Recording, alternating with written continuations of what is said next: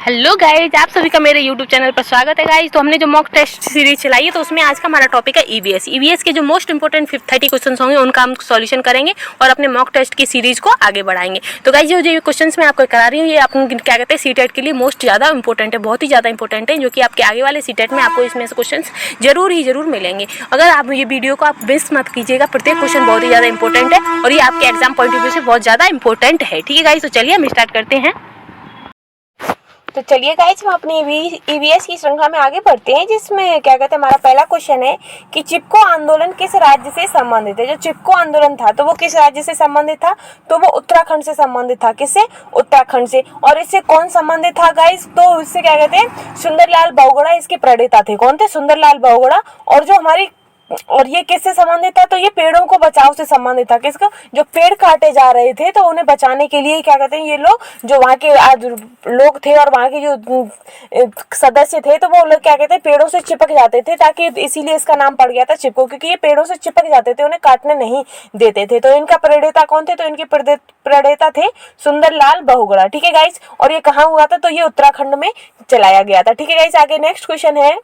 Next है कि निम्न में से कौन सी एयरलाइंस वर्तमान में सेवा नहीं है। यानी कि इनमें से जो एयरलाइंस है इनमें से वह कौन सी एयरलाइंस है जो कि वर्तमान में वो सेवा में नहीं है, यानी कि वर्तमान में वो काम नहीं कर रही है। तो कौन सी है? किंगफिशर है या एयर इंडिया है या एयर सहारा या फिर जेट। तो जो एयर सहारा है गाइस वो वर्तमान में सेवा में नहीं है, जो कौन सी? एयर सहारा। नेक्स्ट क्वेश्चन है। नेक्स्ट है कि निम्नलिखित में से कौन सा युग्म ठीक नहीं है। तो इनमें से वह कौन सा युग्म है जो ठीक नहीं है? गन्ना, चीनी का घोल या फिर जूट और रेशमी वस्त्र या फिर अब्रक और विद्युत उपकरण या कपास और सूती वस्त्र। तो इनमें से कौन सा है जो सही नहीं है? तो यानी कि कपास से तो सूती वस्त्र बनते हैं और अब्रक से विद्युत उपकरण बनते हैं, गन्ना से चीनी बनती है, लेकिन जूट से रेशम का कपड़ा नहीं बनता है। क्या? जो जूट होता है जूट से रेशम के वस्त्र नहीं बनते। तो ये युग्म जो ये मिलान है ये गलत है, तो इसका आंसर हो जाएगा दूसरा। नेक्स्ट क्वेश्चन है। नेक्स्ट है कि बिहार राज्य में स्थित भारत का सबसे लंबा सड़क पुल है। तो जो कि भारत का सबसे लंबा सड़क पुल है जो कि बिहार में स्थित है, तो वो कौन सा है? तो महात्मा गांधी सेतु है या इंदिरा गांधी सेतु है, जवाहर सेतु है या फिर बिहार सेतु है। तो जो महात्मा गांधी सेतु है गाइस वो बिहार में स्थित है और बिहार राज्य में स्थित है और भारत का सबसे लंबा सड़क पुल है। कैसा सबसे लंबा सड़क पुल है? कौन सा है? महात्मा गांधी सेतु। नेक्स्ट क्वेश्चन है।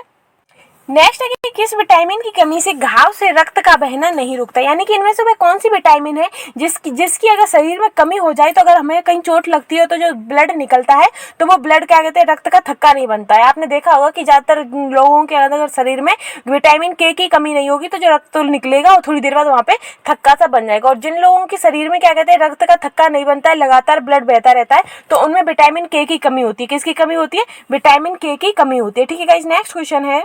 नेक्स्ट है कि चूहों के द्वारा फैलने वाला रोग है। तो चूहों के द्वारा फैलने वाला रोग कौन सा होता है? मलेरिया की चेचक, प्लेग, तिपेदिक। तो इनमें से वह कौन सा रोग है जो चूहों के द्वारा फैलता है गाइस?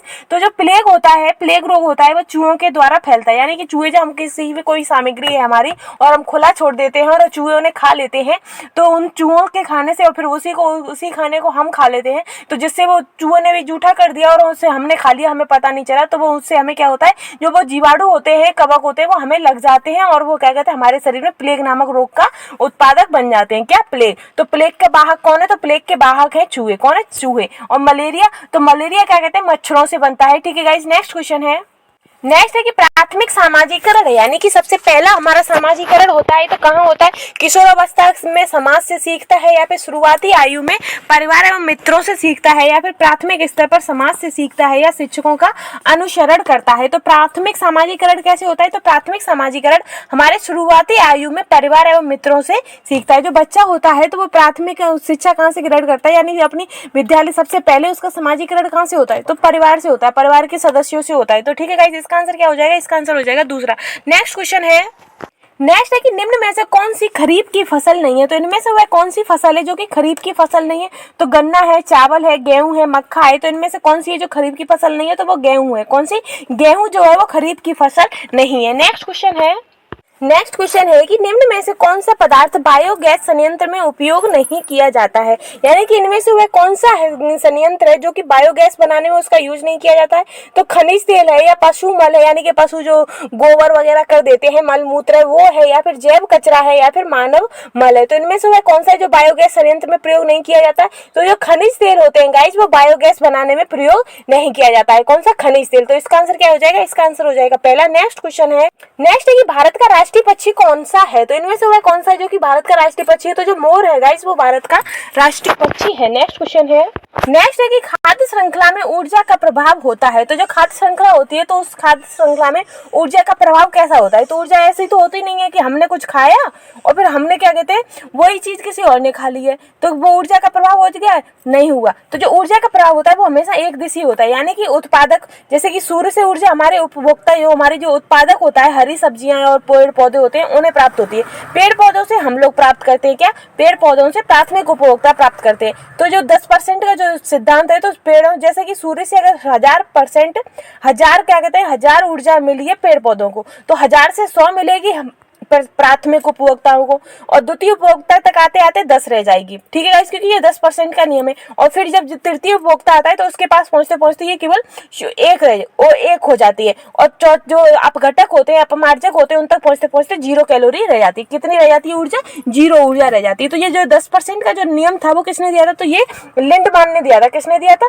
लिंडमान ने ये क्या कहते हैं सिद्धांत दिया था 10% तक का। तो जो इसमें क्वेश्चन में पूछा गया है कि जो खाद्य श्रृंखला होती है उसमें ऊर्जा का प्रभाव कैसा होता है। तो खाद्य श्रृंखला में ऊर्जा का प्रभाव कैसे होता है? तो एक दिशीय होता है। कैसा?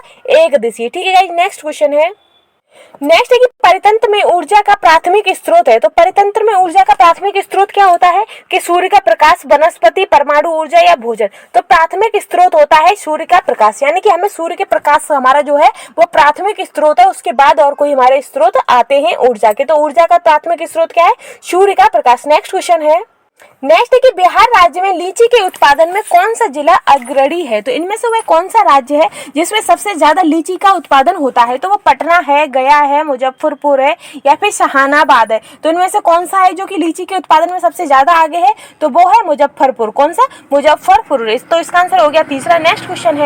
नेक्स्ट क्वेश्चन है कि बिहार के निवासियों का मुख्य भोजन होता है, यानी कि जो बिहार वासी होते हैं तो उनका मुख्य भोजन क्या होता है। आपने भी देखा होगा कि नॉर्मली सी भाषा में हम लोग कह देते हैं कि क्या बिहारी हो जो इतना चावल खाते हो, यानी कि हम नॉर्मली भाषा में कह देते हैं क्या बिहारी हो। तो यानी कि तो बिहार का जो निवासी है उनका मुख्य भोजन क्या होता है? चावल होता है। ठीक है गाइस, नेक्स्ट क्वेश्चन है कि भारत में पूर्व से पश्चिम की ओर बहने वाली सबसे लंबी नदी है। तो इनमें से जो पूर्व से पश्चिम की ओर बहने वाली सबसे लंबी नदी है तो वो कौन सी नदी है गाइस सबसे लंबी? तो वो है नर्मदा। कौन सी? नर्मदा। नेक्स्ट क्वेश्चन है कि बच्चे दुनिया के बारे में अपनी समझ का सृजन करते हैं, इस कथन का श्रेय को जाता है। यानी कि इनमें से वह कौन है जो कहते हैं कि जो बच्चे हैं वो अपनी दुनिया के बारे में अपनी समझ का सृजन करते हैं। तो ये कथन किसने कहा है गाइस? तो ये पियाजे ने कहा है, पावलोव ने, या कोलबर्ग ने, या स्किनर ने। तो ये कथन का श्रेय जाता है पियाजे को। किसको जाता है? पियाजे को। नेक्स्ट क्वेश्चन है कि सतत एवं व्यापक मूल्यांकन की एक तकनीक है। तो सतत एवं व्यापक मूल्यांकन की एक तकनीक क्या है? तो अर्धवार्षिक मूल्यांकन करना है, या सत्र मूल्यांकन करना है, या निदानात्मक मूल्यांकन, या इकाई मूल्यांकन। तो इसमें से सतत एवं व्यापक मूल्यांकन की तकनीक क्या है? तो वो है कि जो क्या कहते हैं निदानात्मक मूल्यांकन करना। कैसा? निदानात्मक। आगे बढ़ते हैं। नेक्स्ट क्वेश्चन है कि एक अच्छे परीक्षण की कौन सी विशेषता नहीं है। तो एक अच्छा जो सबसे अच्छा परीक्षण होता है उनमें से वह कौन सी विशेषता है जो अच्छी नहीं है? तो पहला है कि विश्वसनीयता, या वैधता, या वस्तुनिष्ठता, या उत्तीर्ण करना। तो एक अच्छे परीक्षण की विशेषता होती है कि उसमें विश्वसनीयता हो, वैधता हो, वस्तुनिष्ठता हो, लेकिन किसी भी परीक्षण का ये उद्देश्य नहीं होता है कि उत्तीर्ण करना ही करना है। तो जो उत्तीर्ण करना है वो उसकी विशेषता नहीं होती। तो इसका आंसर हो जाएगा चौथा। नेक्स्ट क्वेश्चन है कि छात्रों में रटने की प्रवृत्ति रोकने हेतु कैसे प्रश्न पूछने चाहिए। तो छात्रों में रटने की प्रवृत्ति को रोकने हेतु हमेशा प्रश्न कैसे पूछने चाहिए? तो लघु उत्तरीय प्रश्न पूछने चाहिए, या वस्तुनिष्ठ, या दीर्घ उत्तरीय, या निबंधात्मक। तो बच्चों की रटने की प्रवृत्ति को रोकने के लिए हमेशा वस्तुनिष्ठ उत्तरों को पूछना चाहिए। कैसे? वस्तुनिष्ठ। तो इसका आंसर हो जाएगा दूसरा। नेक्स्ट क्वेश्चन है नेक्स्ट है कि पौधों के विभिन्न भागों में शिक्षण हेतु आवश्यक है, यानी कि जो पौधों के जो विभिन्न अलग अलग भाग होते हैं तो उनके शिक्षण हेतु क्या आवश्यक है, तो पौधों का अवलोकन आवश्यक है, या पाठ्य पुस्तक आवश्यक है, या श्यामपट्ट या पौधों का चित्र। तो क्या आवश्यक होता है, तो उसमें आवश्यक होता है कि बच्चों के द्वारा पौधों का अवलोकन कराएं। क्या कराएं, बच्चों के द्वारा पौधों का अवलोकन कराना चाहिए, जिससे वो पौधों के विभिन्न भागों के हेतु जो आवश्यक शिक्षण होते हैं वो उसके समझ सके। तो सबसे ज्यादा आवश्यक क्या है कि पौधों का अवलोकन कराएं। तो इसका आंसर क्या हो जाएगा, इसका आंसर हो जाएगा पहला। नेक्स्ट क्वेश्चन है, नेक्स्ट है कि लड़के लड़कियों की अपेक्षा अधिक बुद्धिमान होते हैं। तो यह कथन है, यानी कि ये कथन है कि जो लड़के होते हैं वो लड़कियों की अपेक्षा ज्यादा बुद्धिमान होते हैं, या तेज होते हैं, या होशियार होते हैं। तो ये कथन कैसा है, तो ये कथन सही हो सकता है, या फिर सही है, या बुद्धि के विभिन्न पक्षों के लिए सही है, या लैंगिक पूर्वाग्रह को प्रदर्शित करता है। तो ये कथन कैसा है गाइस, तो ये कथन क्या कहते हैं, बच्चों के भीतर लैंगिक पूर्वाग्रह को प्रदर्शित करता है। कैसे, लैंगिक पूर्वाग्रह को प्रदर्शित करता है। इसमें बता रहा है कि जो लड़के हैं वो लड़कियों से तेज होते हैं या कुछ भी, या लड़कियों को ये नीचा बता रहे हैं। तो ये कैसा हो जाएगा, लैंगिक पूर्वाग्रह का प्रदर्शित करता है। ठीक है, तो इसका आंसर हो जाएगा चौथा। नेक्स्ट क्वेश्चन है, नेक्स्ट है कि बिहार राज्य में कक्षा 5 तक पर्यावरण अध्ययन कैसे विषय है,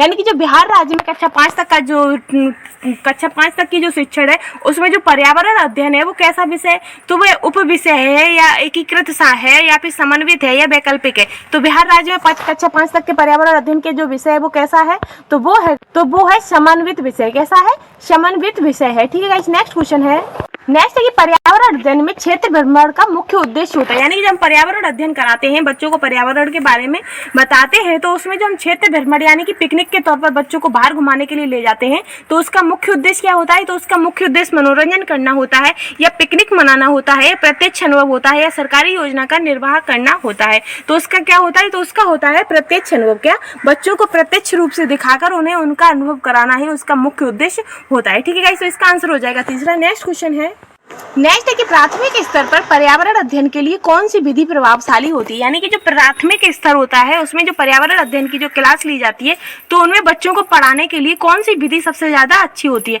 तो कहानी विधि होती है, या योजना विधि, या व्याख्यान विधि, या वाद विवाद विधि। तो प्राथमिक स्तर पर गाइस बच्चों को अच्छे से पढ़ाने के लिए कहानी विधि अच्छी होती है, कि कहानी के माध्यम से बच्चों को ढंग से क्या कहते हैं उन्हें ज्ञान देना चाहिए। तो इसमें कौन सी विधि अच्छी होती है प्रभावशाली, तो वो कहानी विधि। तो इसका आंसर क्या हो जाएगा, पहला हो जाएगा। नेक्स्ट क्वेश्चन है, नेक्स्ट है कि निम्न में से कौन सा एक अभिप्रेरित शिक्षण का संकेत होता है, तो इनमें से वह कौन सा है जो कि अभिप्रेरित शिक्षण का संकेत है, तो बच्चों के द्वारा प्रश्न पूछना, या कक्षा में अधिकतम उपस्थिति करना, या फिर कक्षा में एकदम खामोशी रहना, या गृह कार्य पूर्ण करना। तो इनमें से कौन सा है जो कि अभिप्रेरित शिक्षण का संकेत होता है, तो वो होता है कि बच्चों के द्वारा पूछे गए प्रश्न, यानी कि बच्चों द्वारा प्रश्न पूछना, ये अभिप्रेरित शिक्षण होता है। तो इसका आंसर क्या हो जाएगा, पहला हो जाएगा। नेक्स्ट क्वेश्चन है, नेक्स्ट है कि निम्न में से कौन सा पर्यावरण अध्ययन का घटक नहीं है, तो इनमें से वह कौन सा है जो कि पर्यावरण अध्ययन का घटक नहीं है, तो वायुमंडल है, मानव है, जलमंडल है, और सौर मंडल है। तो जो सौर मंडल है गाइस वो क्या कहते हैं पर्यावरण अध्ययन का घटक नहीं है। ठीक है गाइस, नेक्स्ट क्वेश्चन है, नेक्स्ट है कि सीखने की प्रक्रिया में अभिप्रेरणा है, तो सीखने की प्रक्रिया में अभिप्रेरणा क्या होता है कि बच्चों की स्मरण शक्ति को मजबूत करती है, या बच्चों में सीखने के प्रति रुचि का विकास करती है, या बच्चों को एक दिशा में सोचने की योग्यता को विकसित करती है, या पिछले सीखे हुए को नए अधिगम से अलग करती है। तो सीखने की प्रक्रिया में अभिप्रेरणा क्या होती है, तो वो बच्चे में सीखने के प्रति रुचि का विकास करती है। क्या, जब रुचि होगी तो उस चीज में बच्चे का मन लगेगा तो वो उसे अच्छे से सीख पाएगा। तो इसका आंसर क्या हो जाएगा, इसका आंसर हो जाएगा दूसरा। नेक्स्ट क्वेश्चन है, नेक्स्ट है कि पर्यावरण अध्ययन के लिए आप छात्रों को कौन से चैनल देखने का सुझाव देंगे, यानी कि जब हम बच्चों को पर्यावरण अध्ययन कराना चाहते हैं, पर्यावरण के प्रति जागरूक बनाना चाहते हैं, तो हम उन्हें कौन सा चैनल देखने के लिए सुझाव देंगे, डिस्कवरी देंगे, या नेशनल जियोग्राफी देंगे, या एनिमल प्लैनेट देंगे, या फिर उपयुक्त सभी। तो हम बच्चों को इन सभी के द्वारा क्या कहते हैं, बच्चों पर्यावरण अध्ययन के लिए आप छात्रों को इन सभी चैनलों को देखने का सुझाव देंगे। तो इसका आंसर क्या हो जाएगा, उपयुक्त सभी। नेक्स्ट क्वेश्चन है, नेक्स्ट है कि बिहार राज्य हेतु पर्यावरण अध्ययन के शिक्षण के लिए प्राथमिक स्तर का पाठ्यक्रम का निर्माण किसने किया था, तो प्राथमिक स्तर पर पाठ्यक्रम का निर्माण किसने किया है, तो वो एनसीटीई ने किया है, या एनसीईआरटी ने किया है, या फिर एससीईआरटी ने किया है, या एमएचआरडी ने किया है। तो पर्यावरण अध्ययन हेतु बिहार राज्य हेतु पर्यावरण अध्ययन के शिक्षण के लिए प्राथमिक स्तर पर पाठ्यक्रम का निर्माण एससीईआरटी ने किया है। किसने किया है, एससीईआरटी ने। नेक्स्ट क्वेश्चन है, नेक्स्ट है कि बीज अंकुरण की अवधारणा को पढ़ाने का सबसे प्रभावी तरीका होता है, यानी कि जो बीज होते हैं वो कैसे क्या अंकुरण करते हैं, इस प्रक्रिया को बच्चों को समझाने के लिए सबसे प्रभावी तरीका क्या होगा कि बोर्ड पर चित्र बनाते हुए अंकुरण के चरणों को प्रदर्शित करना चाहिए, या अंकुरित बीजों का फोटो दिखाना चाहिए, या कक्षा में अंकुरित बीजों को दिखाना और अंकुरण की प्रक्रिया को स्पष्ट करना चाहिए, या फिर बीज बोने अंकुरण के विभिन्न चरणों का अवलोकन करने और उनका चित्र बनाने की गतिविधि को बच्चों को निष्पादित करने के लिए कहना चाहिए, या फिर बच्चों से कहना चाहिए कि वो किसी बीज को बोएं और फिर उसका अंकुरण जो बीज कैसे के अंकुरण दे रहे हैं उसका अवलोकन करें और प्रत्येक किस स्थिति पर उसने कैसा अंकुरण किया है उनके चित्रों को बनाएं और उनके जो चित्रों को बनाने से संबंधित जो गतिविधि होती है वो गतिविधि करने के लिए बच्चों से कहना। तो ये सबसे बेस्ट ऑप्शन हो जाएगा बच्चों को पर्यावरण में अंकुरण की अवधारणा को समझाने के लिए। सबसे बेस्ट ऑप्शन क्या होगा? चौथा। तो गाइस हमारी जो मॉक टेस्ट की सीरीज थी 30 की वो यहीं समाप्त होती है। अगर आपको मेरे द्वारा पढ़ाई हुआ समझ आता है और अच्छा लगता है तो प्लीज़ मेरे चैनल को लाइक शेयर एंड सब्सक्राइब कर दीजिएगा। Thank you.